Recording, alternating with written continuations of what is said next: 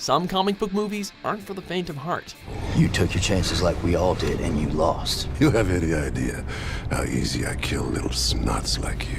Welcome to WatchMojo.com, and today we're counting down our picks for the top 10 darkest comic book movies. What brings you here? Don't imagine it's the pussy. For this list, we're looking at comic book-inspired films that were overwhelmingly dark. And by dark, we mean a mix of adult content, with an emphasis on violence and gloomy atmosphere. The movies aren't judged so much on their quality, but their adherence to more sinister themes. Comic books and graphic novels are eligible sources, but manga is not, because there's enough of those to make a separate list.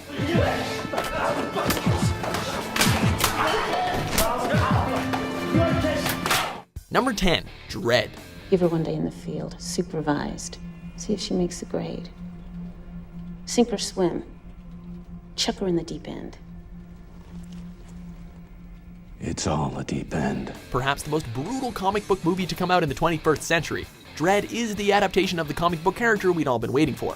Since the 1995 version failed so miserably, comic fans were aching for a worthy Judge Dredd movie, especially one that didn't pull any punches. And boy did this one deliver. What are you doing?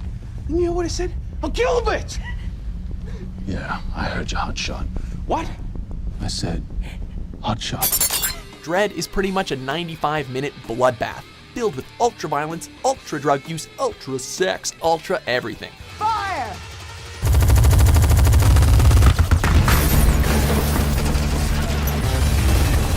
Also, with remarkably stoic acting and a setting straight out of Blade Runner, it rejects the stereotype of the one-dimensional action movie. In fact, Dredd may be one of the most complete action films of the decade.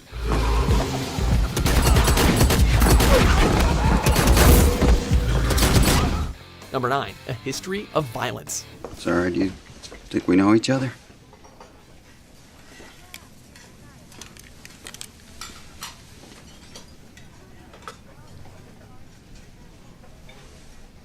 You tell me.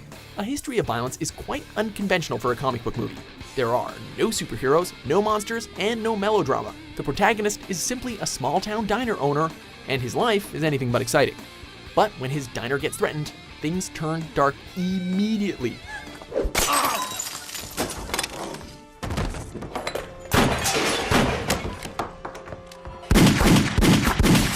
Starring Viggo Mortensen, and based on the graphic novel by John Wagner, A History of Violence lives up to its name with brutal violence, graphic scenes of sex that are kinda rapey, and psychological turmoil. You didn't grow up in Portland. And you never talk about your adopted parents because you don't have any. However, this is all presented in such a sober way that you almost feel like you're watching your own family suffer from the same tribulations. And we've got David Cronenberg's directing to thank, as it leaves no room for comic relief and still earned loads of critical acclaim. You got anything to say before I blow your brains out, you miserable prick? I should have killed you back in Philly. Number 8, Constantine. Alan Moore first conceived John Constantine, the Demon Hunter, in 1985. After appearing periodically in Moore's Swamp Thing comics, Constantine received his own series called Hellblazer in the late 80s, produced by DC. Should have minded your own business, exorcist.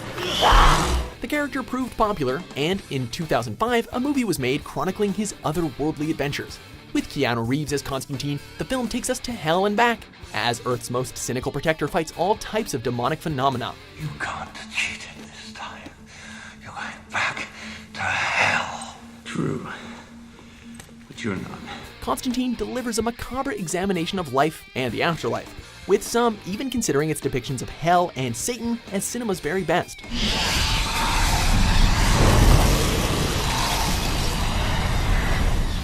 Number 7, 30 Days of Night.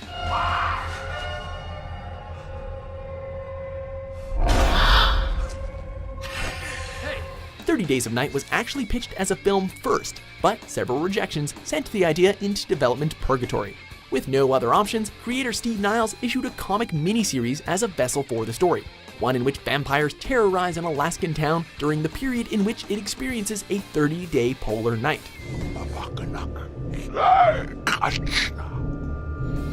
The 3-issue series succeeded in attracting attention from producers, and the coveted property finally became a film in 2007. 30 Days of Night is about darkness, and the exploitation of said darkness by a legion of ancient vampires. They invade the isolated town under the protection of night, and the resulting carnage is so great that this list would be incomplete without it. And it's not such a bad movie either.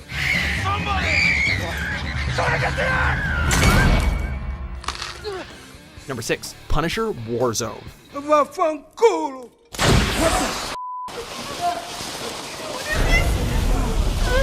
The first Punisher film was an R-rated action romp, very dark in its own right, especially for a Marvel-owned superhero. Punisher Warzone, however, is a much darker entity, and this has everything to do with the villain, Jigsaw. Though Punisher himself is a vicious and brooding character, the antagonist, Jigsaw, no relation to the Saw character, is born from nightmares.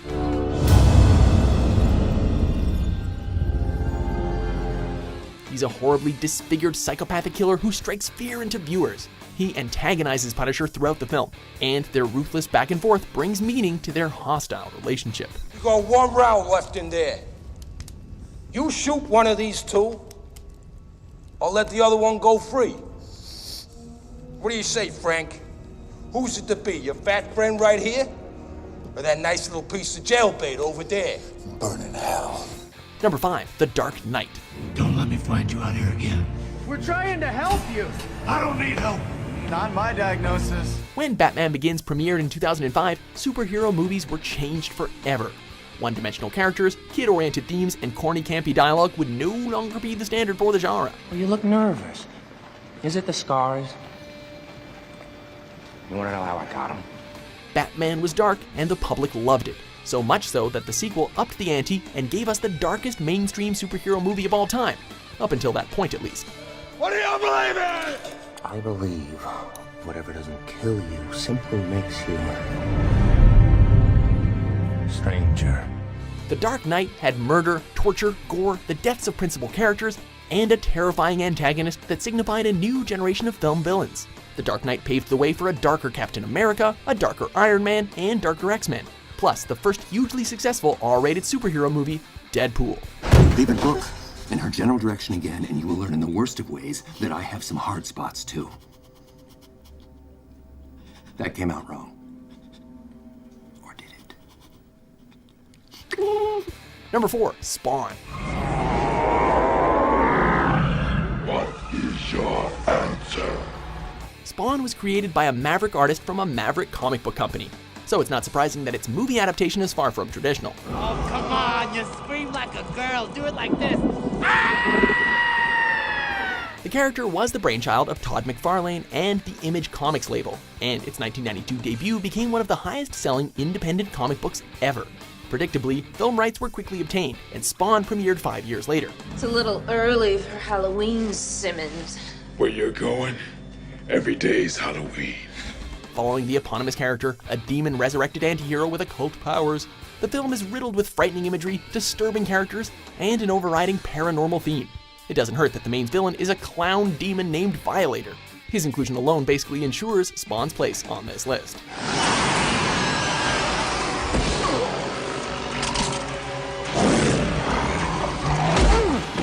Number 3, Watchmen. Oh, the times they are a-changing.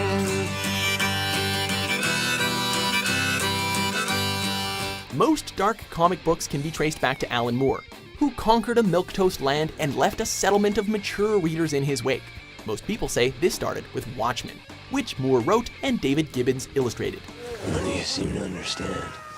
I'm not locked in here with you. That's it! You're locked in here with me!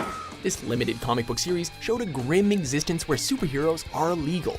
Once the film industry caught up with the darker trending comics, a Watchmen adaptation was kind of inevitable. Under the direction of Zack Snyder, the Watchmen film exhibits all the dark subject matter of the source material, complete with torture and attempted rape.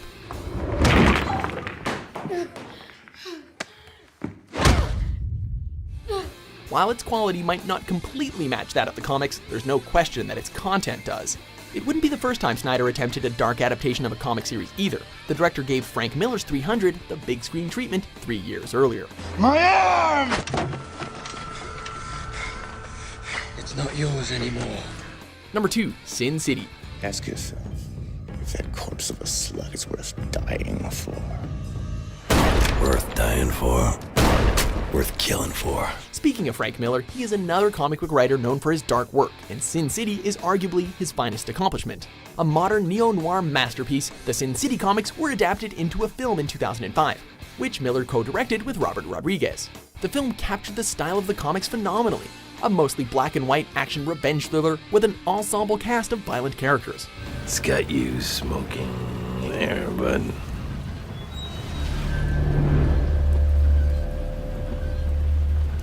You shut the hell up, Jackie boy. Also, the film used the same color contrasting that was pioneered in the comics, which added selective coloring to the mostly dark backdrop. The success of the film enabled a long-awaited sequel, and though A Dame to Kill For was lacking the same quality as the first film, it still retained much of its darker style. Ava.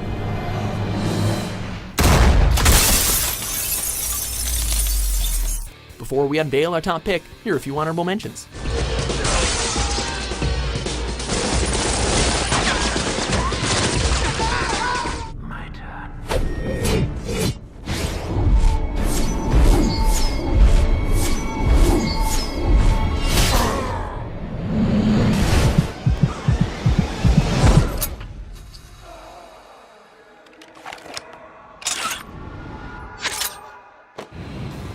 Number 1, The Crow.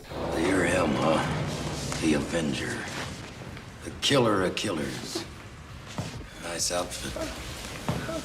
Not sure about the face, though. Based on the comic series by James O'Barr, The Crow is a comic book movie cut with a jagged edge.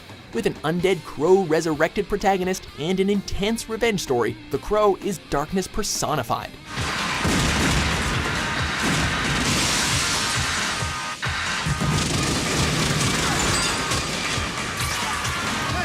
Nothing about this neo-noir flick is joyful. Anguish pervades the entirety of the film and controls every second of footage.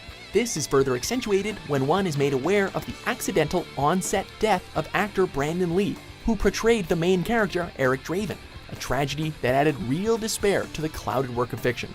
Suddenly, I heard a tapping, as of someone gently rapping at my chamber door. In both story and legacy, The Crow really put the morbid into comic book adaptations, and that's why it nabbed this spot on our list. A building gets torched. All that is left is ashes. I used to think that was true about everything. Families, friends, feelings. Do you agree with our list? What's your favorite dark comic book movie? Just look at the heads on the wall. The heads on the wall. The heads on the wall. For more sinister top 10s published every day, be sure to subscribe to WatchMojo.com.